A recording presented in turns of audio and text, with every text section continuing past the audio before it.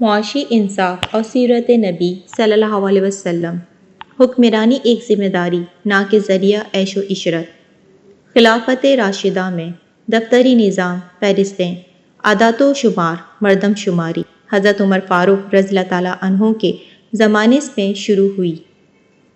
پھر حضرت عمر فاروق رضی اللہ تعالیٰ عنہ نے اس نظام کے تحت وظائف کی تقسیم کا اہتمام کیا۔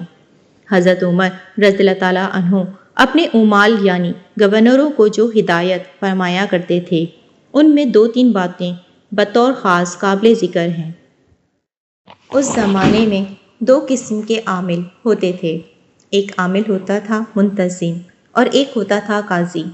اس کے علاوہ ایک اور ذمہ داری لوگوں سے زکوٰۃ و عشر اور بیت المال کے واجبات وصول کرنے کی ہوتی تھی۔ حسب ضرورت ایک آدمی کو بھی مختلف ذمہ داریاں دے دی جاتی تھیں اور کبھی ایک ڈیوٹی پر ایک سے زیادہ آدمی متعین کر دیے جاتے تھے۔ خلافت راشدہ کا اصول یہ تھا کہ حکمرانوں اور رعیت کے درمیان معیار زندگی میں زیادہ فرق نہ ہو۔ حضرت عمر رضی اللہ تعالیٰ عنہ کی ہدایت تھی کہ کوئی گورنر اپنے دروازے پر ڈھوڑی نہیں بنا سکتا، ترکی گھوڑے پر سوار نہیں ہو سکتا، باریک لباس نہیں پہن سکتا، چھنے ہوئے آٹے کی روٹی نہیں کھا سکتا۔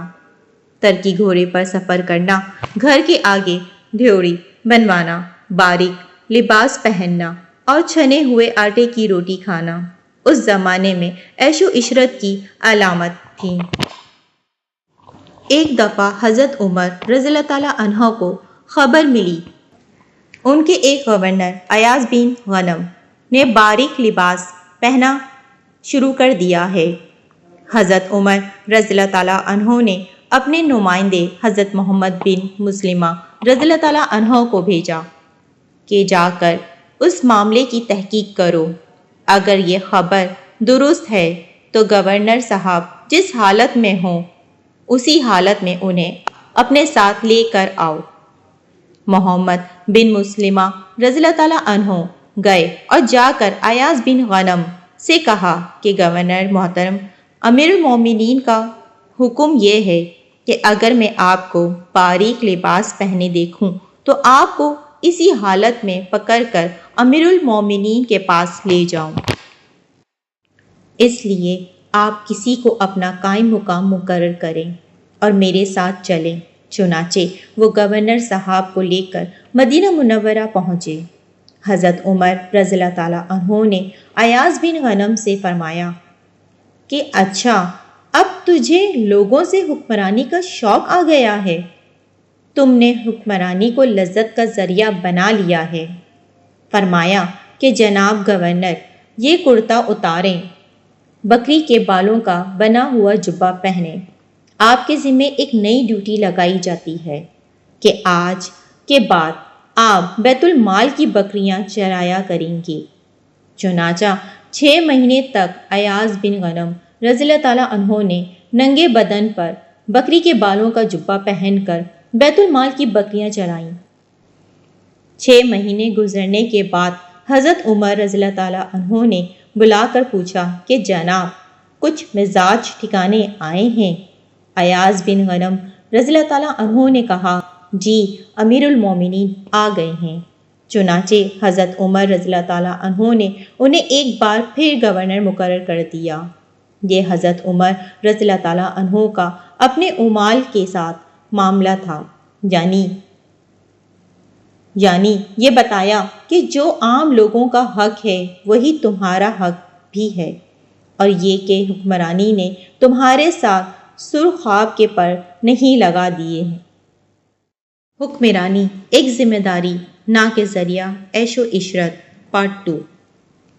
حضرت سعد بن ابی وقاص رضی اللہ تعالیٰ عنہ جو کہ عشرہ مبشرہ میں سے تھے اور صحابہ رضی اللہ تعالیٰ عنہ میں بہت بڑی شخصیت تھے۔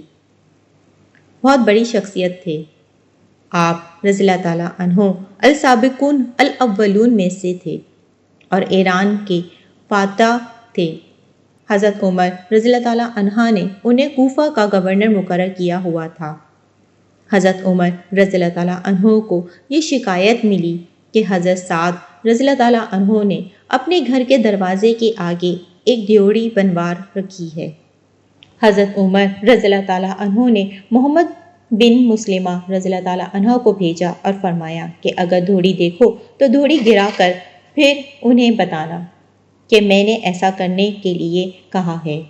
حضرت سعد رضی اللہ تعالیٰ عنہ اپنے گھر بیٹھے تھے کہ باہر شور مچ گیا کہ امیر کوفہ کی دھوڑی گر گئی ہے۔ باہر نکل کر دیکھا تو محمد بن مسلمہ رضی اللہ تعالیٰ عنہ تھے۔ سب کو پتہ چل گیا کہ کون آیا ہے اور دھوڑی کس وجہ سے گری ہے۔ محمد بن مسلمہ رضی اللہ تعالیٰ عنہ نے بتایا کہ امیر المومنین کا حکم تھا کہ دھوڑی گرا کر پھر آپ کو بتایا جائے۔ ہر پیدا ہونے والے بچے کے لیے وظیفہ۔ ہر وہ بچہ جو دودھ پینے کی عمر سے گزر جائے، حضرت عمر فاروق رضی اللہ تعالیٰ عنہ نے اس کے لیے وظیفہ مقرر کیا ہوا تھا۔ ایک دن رات کو گرش کر رہے تھے کہ ایک گھر سے ایک بچے کے مسلسل رونے کی آواز آ رہی تھی۔ پتہ کرنے پر معلوم ہوا کہ ایک بچہ ماں کی گود میں مسلسل روئے جا رہا تھا۔ حضرت عمر رضی اللہ تعالیٰ عنہ نے فرمایا کہ بچہ ماں کی گود میں زیادہ دیر نہیں رو سکتا، ضرور کوئی غیر معمولی بات ہے۔ تحقیق کرنے پر پتہ چلا کہ ماں بچے سے دودھ چھڑانا چاہتی ہے تاکہ بچے کا وظیفہ مقرر ہو جائے، لیکن بچہ ابھی 1 سال کا ہے اور دودھ چھوڑنا نہیں چاہتا۔ آپ رضی اللہ تعالیٰ عنہ نے اپنے ساتھی سے کہا کہ عمر کی مملکت میں اتنا ظلم ہو رہا ہے۔ حضرت عمر رضی اللہ تعالیٰ عنہ نے فوراً اندازہ لگا لیا کہ مائیں اس پالیسی کا ناجائز فائدہ اٹھاتے ہوئے وظیفہ حاصل کرنے کی لالچ میں اپنے بچوں سے دودھ چھڑا رہی ہیں۔ آپ رضی اللہ تعالیٰ عنہ نے حکم دیا کہ آج کے بعد بچے کے پیدا ہوتے ہی اس کے لیے وظیفہ مقرر کر دیا جائے۔ ذمی کے لیے وظیفہ۔ ذمیوں یعنی اسلامی ریاست میں بسنے والے غیر مسلموں کے لیے بھی وظیفے مقرر تھے۔ ایک دن حضرت عمر رضی اللہ تعالیٰ عنہ بازار میں جا رہے تھے۔ دیکھا کہ ایک بوڑھا یہودی بازار میں مانگ رہا تھا۔ پوچھا کہ یہ کون ہے؟ بتایا گیا کہ یہ ایک یہودی ہے۔ پوچھا مانگ کیوں رہا ہے؟ کیا اسے وظیفہ نہیں ملتا؟ بوڑھے کو نہیں پتا تھا کہ یہ حضرت عمر رضی اللہ تعالیٰ عنہ ہیں۔ اس نے جواب دیا کہ عمر کو جزیہ دینا ہوتا ہے۔ اب میرے پاس اتنے پیسے نہیں بچتے کہ جزیہ دے سکوں۔ حضرت عمر رضی اللہ تعالیٰ عنہ پریشان ہو گئے اور واپس آ کر اپنے ساتھیوں سے مشورہ کیا کہ زمین لوگ جوانی میں تو محنت مزدوری کر کے ہمیں جزیہ دے سکتے ہیں، بڑھاپے میں کیا کریں گے؟ پھر یہ حکم جاری کیا کہ تحقیق کرو کہ جو غیر مسلم کمانے کے قابل نہیں رہا اس سے جزیہ نہیں لیا جائے گا، اور جو اپنے اخراجات پورے نہیں کر سکتا اسے بیت المال سے وظیفہ دیا جائے گا۔ فرمایا ایسے اور لوگوں کو تلاش کرو کہ جو جزیہ ادا کرنے کے لیے اس طرح پریشان ہو رہے ہوں گے، یعنی ریاست کے ذمے ہر شہری کے حقوق ہیں۔ فقہ نے لکھا ہے کہ لباس، کھانا پینا اور شادی بھی ریاست کے ذمے ہے۔ اگر کوئی آدمی اپنی شادی کا خرچہ برداشت نہیں کر سکتا تو ریاست اس کی شادی کا خرچہ اٹھانے کے ذمہ دار ہے۔ کوئی آدمی اپنا مہر ادا نہیں کر سکتا تو ریاست اس کا مہر ادا کرنے کی بھی ذمہ دار ہے۔ جناب نبی کریم صلی اللہ علیہ وسلم نے اسلامی فلاحی ریاست کا جو تصور دیا وہ یہی ہے کہ مملکت کے شہری سکون سے رہیں اور ہر فرد کو اس کا صحیح حق ملے۔ یہی جناب نبی کریم صلی اللہ علیہ وسلم کی سیرت طیبہ کی روشنی میں معاشی انصاف کا دائرہ ہے۔ الحمدللہ آج یہ موضوع اختتام پذیر ہوا۔